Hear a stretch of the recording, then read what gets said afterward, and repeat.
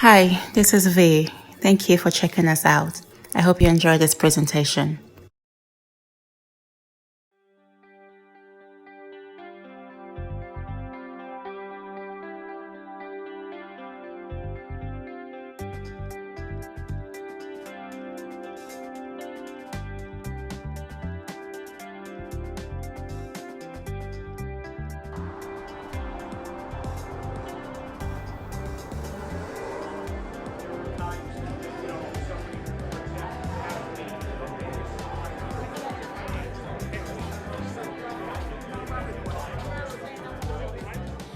What I wanted to do before we begin is, besides saying thank you so much for coming, and I'd like for you guys, before we begin, to put your hands together to thank Mr. Miller for taking the time out to come here so we can have a real dialogue. So thank you.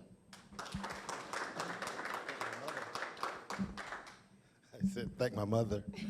For the sake of time, if you can please limit it to your name, your company name, what you do, that would be great. Thank you. Clementine Johnson, Heavily Accent Cupcakes. I do cakes and custom cakes and cupcakes. Greg Oliver, Orange Cleaning Services, Commercial and Residential Cleaning, New Haven, Fairfield, and Westchester counties. John Campbell, Middletown Wind Supply, Solution Provider. John Soretta, I'm a construction estimator as well as a real estate agent for Berkshire Hathaway. Claudette Deer, CD's Cleaning. Todd Howell, New England Site and Infrastructure Management. We do organic recycling, construction projects, excavation, site work, and snow plowing. Jasmine Richards, public adjuster with all types claims adjusters, my own company. I negotiate insurance claims for properties on behalf of the public, similar to us that are in here. I negotiate with insurance companies for a fair settlement. Thanks. Kamar Deer, I help small businesses with branding and marketing online. My name is Ed Randall. I'm owner of Randall's Professional Transportation, chauffeuring people from airports, casinos, proms, weddings, or not in the town. Tom McMillan, Director of Minority Business Association in the Center for Joint Ventures. Karina Ball, Smart Seed. I do marketing and web marketing for small and medium businesses. Latanya Irby, staffing business, Zion Enterprises, and resident-owned business, New Haven, Connecticut. My name is Kaz, here with my partner, Sibel. Our company name is Retech LLC. It's a general construction company.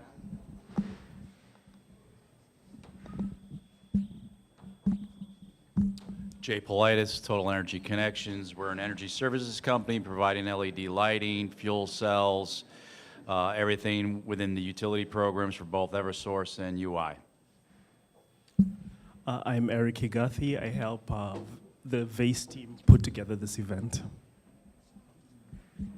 Matt Glory, just started this week in the sales department.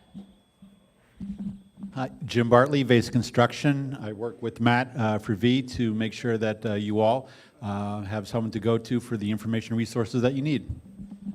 My name is Anthony Stewart. I'm with Ashlar Construction. Some of you guys here are subcontractors. Some of you guys here are major contractors or general contractors, and some of you guys here are agencies and service providers. If you can raise your hands and, without going in too much details, just sort of let us know what are some of the major obstacles that you face in terms of being a part of these programs.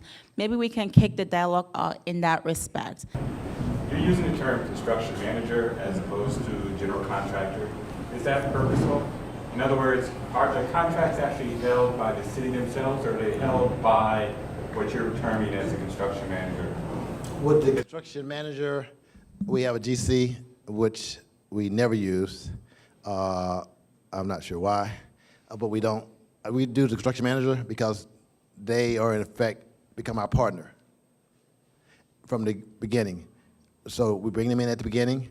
We have the architect. So the team is the owner, the architect, and the construction manager. And they work on the schematic drawings and the design drawings and the construction drawings. And so all through the process, they're telling us what can and cannot be built. Because often we get something and we have the architect who's somewhat clueless sometimes. They're good architects, but they don't know how to build anything. They design something like they did with my road, and then we can't get the mechanical room system into the mechanical room. Then we got to put it in between right? It's a true story. And then the building didn't fit on the site, so we had to lift the building up 5 feet. And then we had the sewer line that ran to the end of the property, but it didn't connect anything because there were no sewer lines. So then we had to dig up my road, true story. So we don't do a general contract because they're on the back end. We bring a CM in, and then we negotiate with them, and they throughout the process. So when the process is over, and we get 90% drawings, we say, okay, you were here throughout the process. Give me your guaranteed maximum price contract because you've seen everything, and there will be no change orders. So, and then they will go out, and then they will find their subs, 10, 11, or 12 of them. And that's where the push comes. They have stuff they already know from years and years and years. So the question is, how do we break that cycle? How do we get people that first level of experience? And then that's bonding. The bonding's not a problem because they're already bonding the job. And I said, except for a few trades, we don't allow them to bond to have everybody do a bond. We don't need 20 bonds on the job. We don't need a bond for cabinets and flooring and painting. You know, we had they were here for painting the department 3 or 4 times, and it was like, she don't need to paint anymore. You should have been happy with the second time. You need to give her a check. But we understand all those things. We've been doing this for 40 years, so the contractors understand what we want to do. We all have a good understanding, and then you can see what you can do. And I said, that worked out very well at Brookside, and it can work out well here. Sorry, one more thing. I just wanted to add something before I forget. Also, one of the things I noticed about the RFPs for general contractor or CM with the housing is that the CM is only allowed to perform no more than 25% of the total contract. So they are required to subcontract 75%.